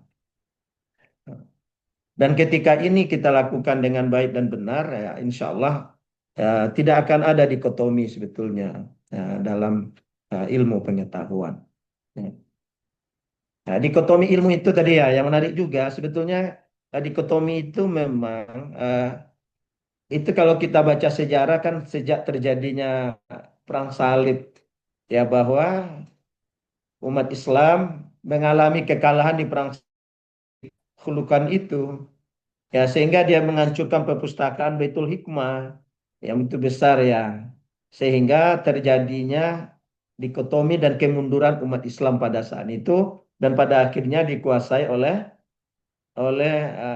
Eropa atau Barat itu gitu ya. Sehingga ketika dia mengajarkan ilmu itu nilai kosong dari nilai-nilai tauhid ya, kosong dari nilai-nilai agama. Nah, kalau di Indonesia ya itu memang dipengaruhi oleh ya penjajah kolonial Belanda itu, bahkan mereka mendirikan sekolah itu meniadakan pendidikan agama. Mereka itulah yang memisahkan, ya meniadakan pendidikan agama. Jadi akarnya ya kolonialisme, ya akhirnya kemunduran dalam Islam. Ya dampaknya ya stagnasi intelektual, ya dia di statis akhirnya gitu ya. Nah, ini dikotomi ya setidaknya kan berawal dari tradisi Islam itu kan tidak seperti itu. Ya, pengaruh kolonialisme barat yang memisahkan sekolah agama dan sekolah umum. Nah, kalau di Indonesia kan dipisahkan. Nah, sekolah agama, sekolah umum. Kalau sekolah agama, nah ya itu madrasah gitu kan, pondok pesantren gitu. Tapi kalau madrasah itu kan sekarang bukan lembaga pendidikan umum yang bercirikan agama. Ya, dia pendidikan umum tapi yang bercirikan agama. Tapi kalau lembaga pendidikan Islam itu sendiri adalah pondok pesantren kata sekarang yang murni ya. Nah, kalau madrasah ibtidaiyah, madrasah tsanawiyah dan madrasah aliyah, nah, itu sudah pendidikan umum tapi yang bercirikan agama. Nah, dan pelajaran pendidikan agama pun di madrasah itu kan juga semakin berkurang. Ya, gitu ya. Kemudian kemunduran umat Islam dalam sains pasca abad ke-13. Ini yang pasca abad 13 ini kan terjadinya perang salib itu, ya. Yang mana kekalahan dialami oleh umat Islam pada masa itu, ya. Kemudian sistem pendidikan tradisional yang kurang responsif terhadap perkembangan sains dan teknologi. Ya, sehingga pendidikan tradisional itu ya seperti yang disampaikan tadi ya pondok-pondok pesantren tradisional misalkan ya. Mereka memang ya aku menggali kitab-kitab kuning dan dasar-dasar ilmu agama sementara mereka tidak mengikuti materi pembelajaran yang sifatnya ya yang dipisahkan tadi terkait dengan pendidikan umum. Sebetulnya memang tidak ada pemisahan itu dalam Islam awalnya. Apa buktinya? Ya seperti Ibnu Sina, beliau ahli dalam kedokteran, tapi juga hafal Al-Quran gitu ya. Nah, berarti dia tidak terpisah sebetulnya. Tapi karena pengaruh tadi, maka menyebabkan dikotomi ya ilmu pengetahuan. Nah, dampak dikotomi itu apa? Ya, keterasingan umat Islam dari sains dan teknologi. Nah, itu punya dampak dia. Jadi kita menguasai ilmu agama, tapi kita ketinggalan dari sains dan teknologi. Ya, kita akui aja misalkan, ini kasus saja ya, kasus. Ada yang, ini di step, ini maksudnya di tempat kita juga ada kasus ini, tapi tidak membuat sebuah kesimpulan ya. Malah mereka katanya waktu di pesantren tidak pernah menyentuh laptop katanya. Nah, ada katanya seperti itu kan. Sehingga dalam membuat makalah itu katanya ya susah gitu. Kan diakui itu. Pak kami hanya di kuliah inilah Pak yang ya pernah mengoperasikan laptop. Nah, makanya ada mata kuliah kalau di STIPIK mengatasinya hal itu ada apa mata kuliahnya itu Rita. Nah, Mas Aplikasi Rita apa itu komputer, Pak. Mas Abdal apa dulu tuh mata kuliahnya? Aplikasi komputer, Pak. Ada aplikasi komputer. Di situ ditemukan itu. Ditemukan memang ada di antaranya. Ini bukan membuat sebuah kesimpulan ya. Di antaranya ada yang memang belum pernah katanya mempelajari terkait dengan perangkat laptop itu sendiri. Bagaimana cara mempergunakannya. Ya, gitu ya. Akhirnya kita memang gaptek. Ya, termasuk sendiri aku gitu juga kan. Baru bisa mengoperasikan, mempergunakan di antaranya laptop itu di saat S2. Tahun berapa tuh S2 gitu kan? Tahun 2012. Nah, Sebelumnya pakai mesin tik itu ya. Waktu membuat skripsi mesin tik itu. Nah, kalau salah satu halaman diulang semuanya lagi kan. Eh, 3 baris, 4 baris. Kalau sekarang ya begitu mudahnya ya gitu. Lalu lemahnya daya saing intelektual. Akhirnya dampak dikotomi itu membuat kita lemahnya dari ya, daya saing dan intelektual. Ya. Kemudian pendidikan Islam jadi stagnan pada kajian normatif tanpa inovasi. Ya, kalau kita dalam kajian teoritis, dalam kajian normatif, alhamdulillah kita menguasai. Kan misalkan ada yang hafalkan 30 juz gitu kan. Tapi dalam tatanan aplikatif, nah ini yang kita yang masih eh, kurang begitu. Contoh ketika proses terjadinya manusia, orang-orang teliti ayat itu. Bagaimana proses penciptaan manusia dalam surat Al-Mu'minin yang dijelaskan itu. Nah, tapi secara normatifnya ya kita sangat bagus. Tapi tatanan aplikatifnya yang kurang. Nah, makanya dari segi pengamalan kan ada ketika Buya Hamka lah ya, mungkin dalam sejarah ya, katanya saya tidak melihat Islam itu di timur katanya, tapi saya melihat Islam itu di barat katanya. Nah, gimana itu? Setuju enggak kita itu pernyataan seperti itu? Saya melihat Islam itu di barat bukan di timur katanya. Dalam tatanan apa? Dalam tatanan aplikatif. Contoh kasusnya itu aja dalam terkait dengan kebersihan lah dulu kan.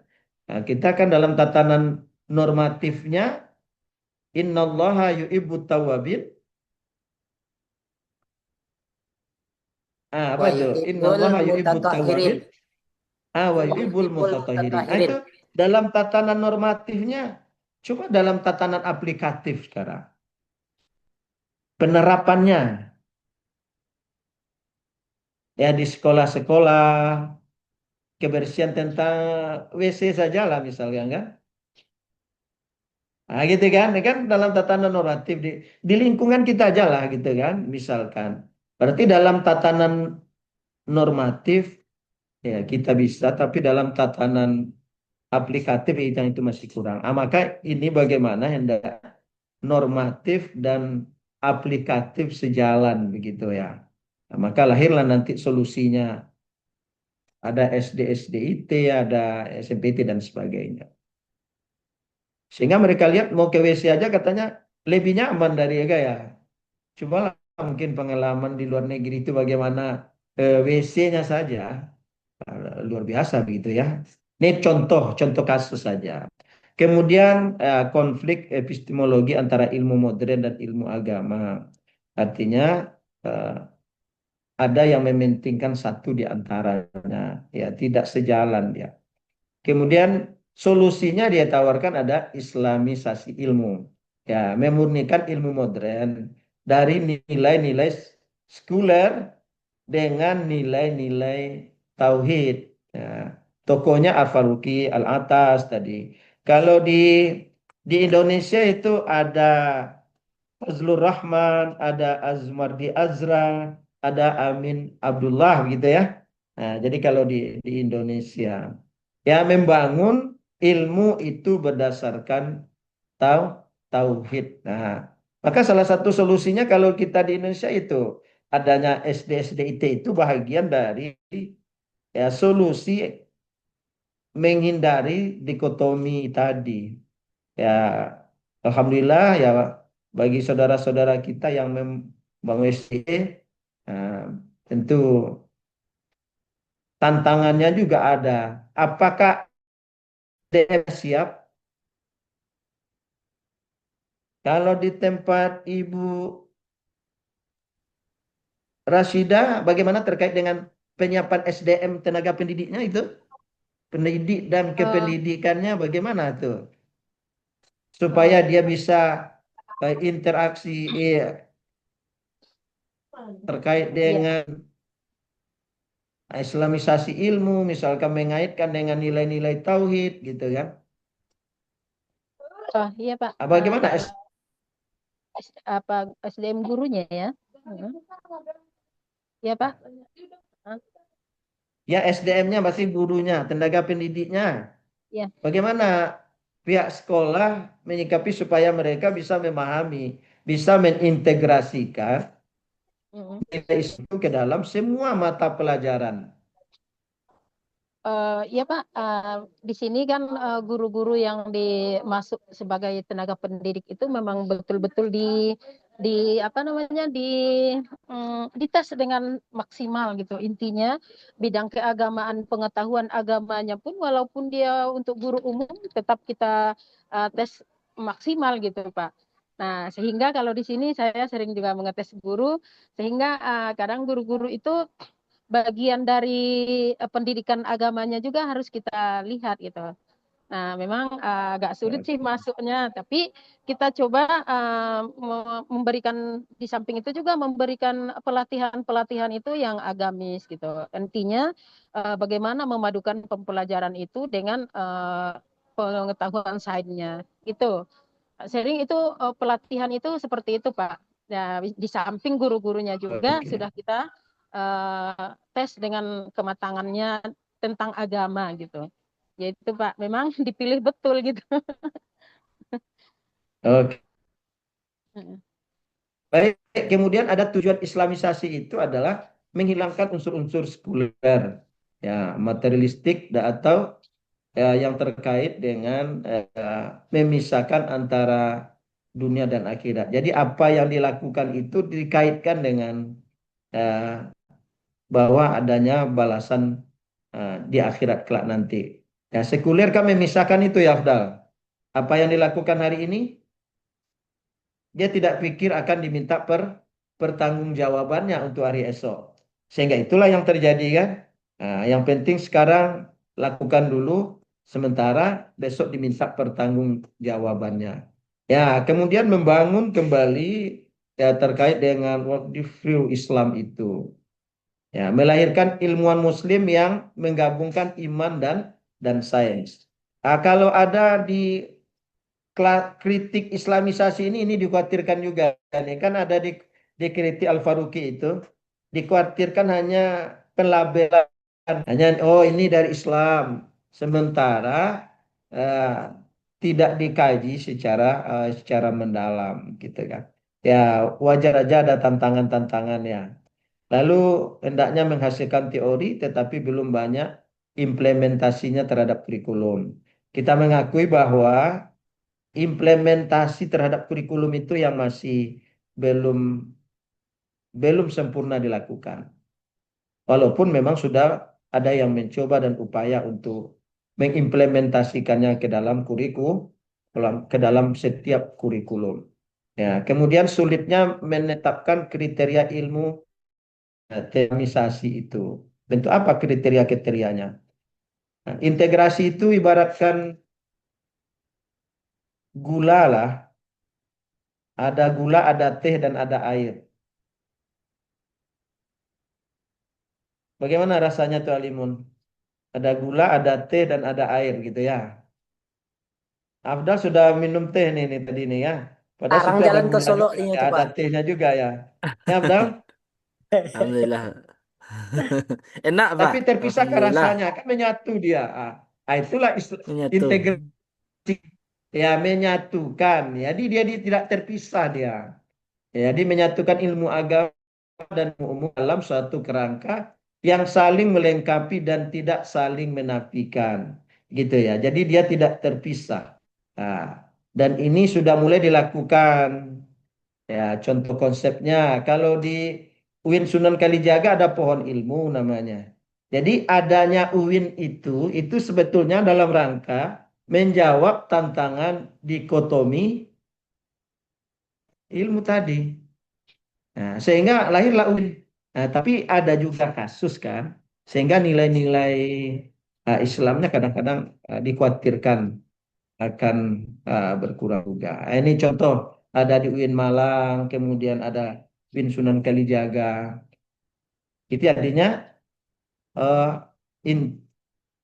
integrasi ilmu yang dilakukan, sehingga di UIN ada jurusan kedokteran juga, fakultas kedokterannya. Itu dalam rangka apa? Agar mereka seandainya menjadi dokter, ya dokter yang tidak memisahkan dengan nilai-nilai tauhid di samping tanggung jawabnya ya terhadap pasiennya, tapi jauh dari itu adalah ini adalah tanggung jawab akan dipertanggungjawabkan di sisi Allah Subhanahu wa taala. Ya. Ini sudah ada ya kalau di UIN dan di pondok pesantren juga setelah dilakukan. Nah, prinsipnya adalah wahyu sebagai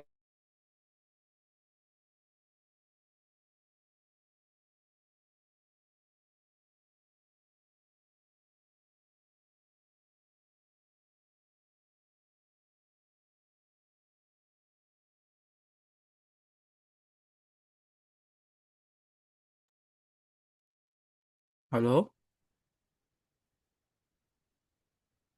Mati lampu di Taipei kayaknya nah. Hari Sabtu gini. Iya mungkin itu tak benar. Sampai etika. prinsipnya Nah, adalah berarti yang menjadi sumber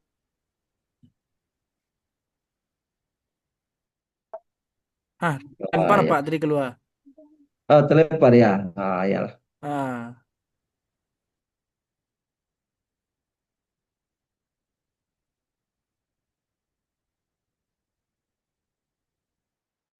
lanjut Pak.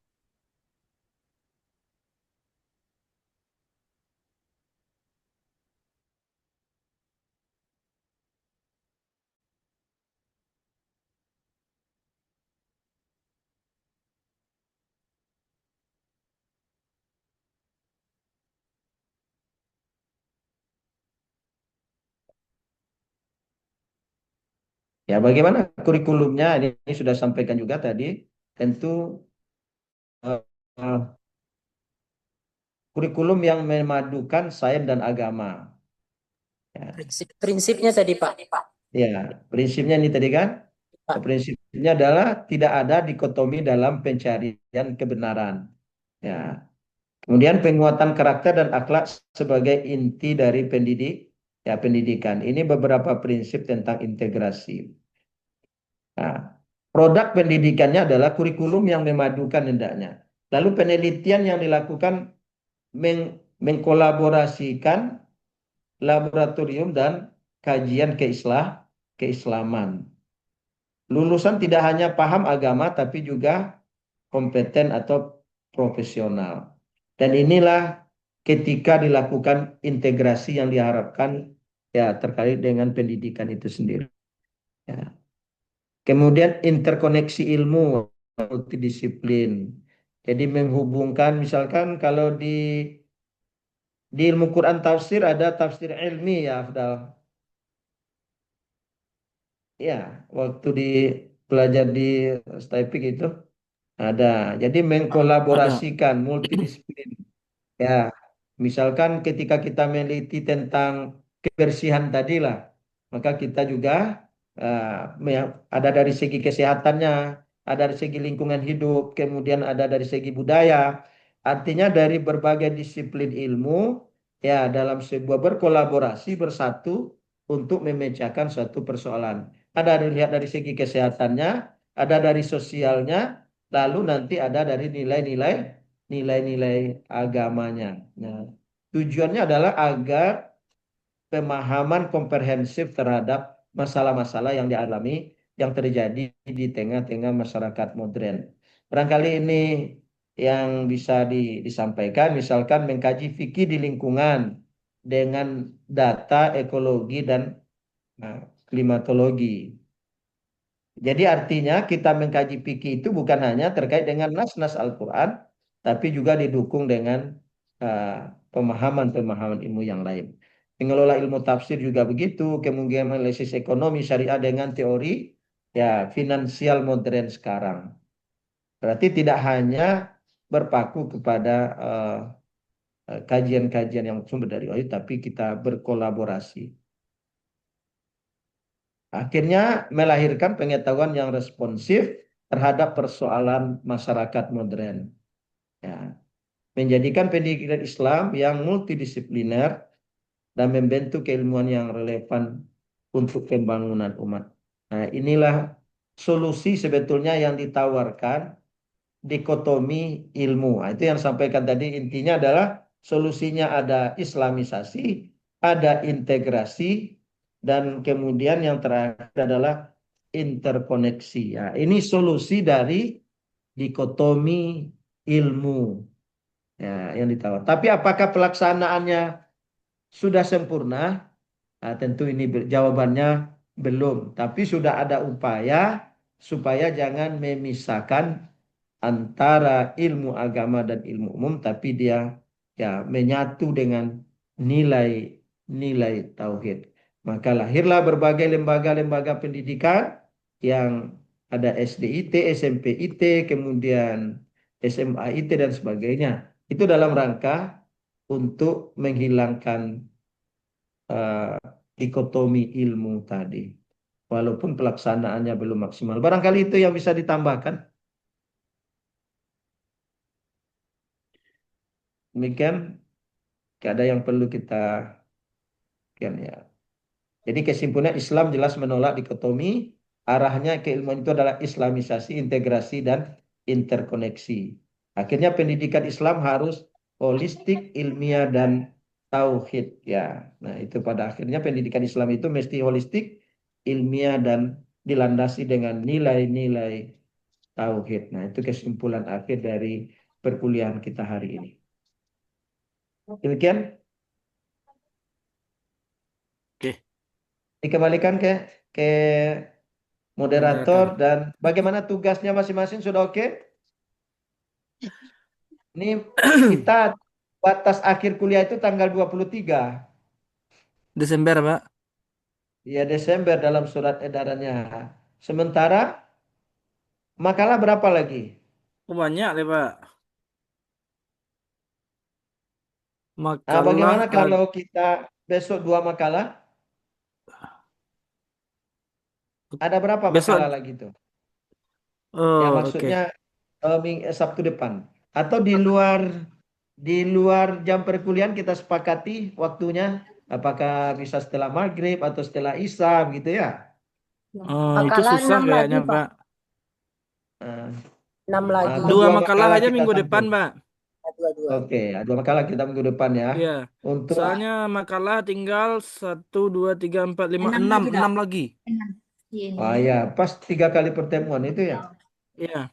Berarti pemakalah Oke, minggu itu aja ya. depan itu 3 Ibu makalah minggu Ini depan ya. Marlina sama saya sendiri. Ya. Ya, oke. Ya, mungkin 10 menit ya presentasinya, lalu kita diskusi gitu ya. Atau Iya, Pak. 30 menit lalu kita diskusikan. Makanya itu solusinya karena Berarti pertemuan kita ndak ujian semester kan, Pak? Kan tugas itu kemarin gantinya kan? ya, tugas akhirnya itu. Tapi memang batas akhirnya ditentukan nanti ya. Kalau lewat Iya, dari Pak. itu berarti nilainya belum keluar. Kalau Nah, tugas gitu. pribadi kita memperbaiki makalah sesuai dengan Memperbaiki ketentuan. makalah dan PPT-nya mesti dikirim. Kan juga nanti akan dinilai dengan animasinya bagaimana, ya seninya bagaimana gitu ya. Sudah bagian dari penilaian. Kalau Ya, PPT, iya Pak, ya. apa Berarti maksudnya? kalau semakin menarik PPT-nya semakin tinggi nilainya Pak. Ya, dia kan bukan satu-satunya, tapi dia bagian dari penilaian gitu ya. Dia sudah ada Oke. kategori-kategorinya begitu ya. Nah, Ya. yang penting semua usaha kita insya Allah ada nilainya kan. Iya. Gitu ya. Tidak Kalau yang kosong tugas dari buku, nilai. Iya, tugas buku ya sama juga nanti batas akhirnya. oh itu ya Pak. Oke. Dan juga nih Desra Afriza ini maksudnya agak jarang, apa maksudnya itu? Sibuk atau bagaimana? Iya, Pak. Ada kesibukan atau bagaimana nih? Enggak, maksudnya nih kan enggak apa-apa ya. Dari beberapa pertemuan dievaluasi jarang muncul gitu. Apa sibuk dengan kegiatan-kegiatan? Apa ada kegiatan di sekolah enggak? Ah, ya. Tentu komitmennya kita kan gitu ya, nak. Kalau sudah pilihan kuliah ya, tentu ya memang mesti ada sesuatu yang kita perjuangkan. Ini ada beberapa orang yang jarang muncul gitu kan. Dari apa? Ini harapannya walaupun kita Zoom tapi tidak mengurangi makna ya pertemuan kita melalui Zoom ini ya tentu tetap maksimal hendaknya ya.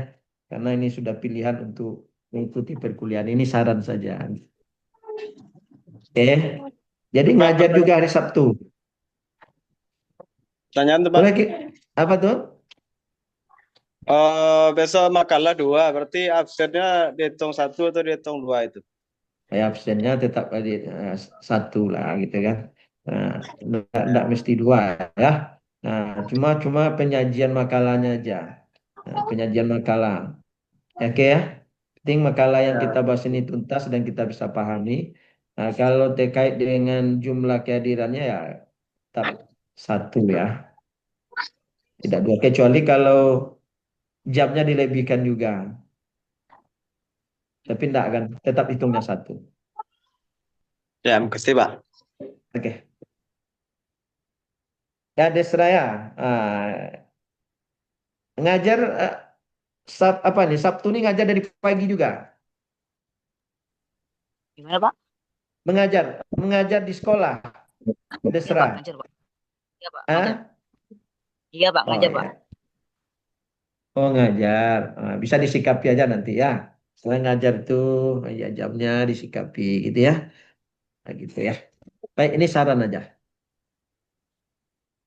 Kemudian ada lagi Faizatul Mujahidah.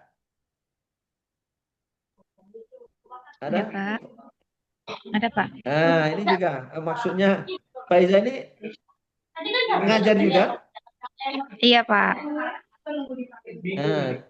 Sekarang muncul nih, boleh-boleh data-data setiap apa? Gimana itu? Iya, Pak. Memang hari Sabtu juga tetap masuk sekolah, Pak. Sama dengan Pak Desra tadi, Pak. Nah, ada komunikasi dengan pimpinan atau bagaimana terus sebagainya. Sehingga bagaimana kuliah kita online kalau nggak hadir juga di online-nya itu susah juga kan? Iya, Pak. Ya ini maaf, ini mohon maaf aja ya, ini cuma mengingatkan aja. Ya. Iya, Pak. Makasih banyak, Bapak. Oke. Baik, barangkali demikian. Dikembalikan ke orang. Ya, dimohon ya. Nah, dimohon ya. Oke. Tutup Abdal. Oke, alhamdulillahirabbil Ya, alamin. demikian. Assalamualaikum warahmatullahi wabarakatuh. Waalaikumsalam warahmatullahi wabarakatuh.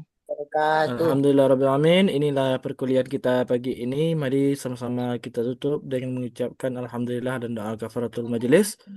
Alhamdulillahirabbil alamin. Subhanakallahumma wa bihamdika asyhadu an la ilaha illa anta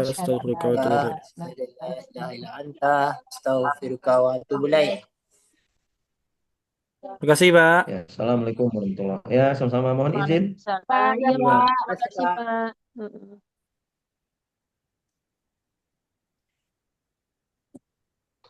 Layang-layang begini, Pit.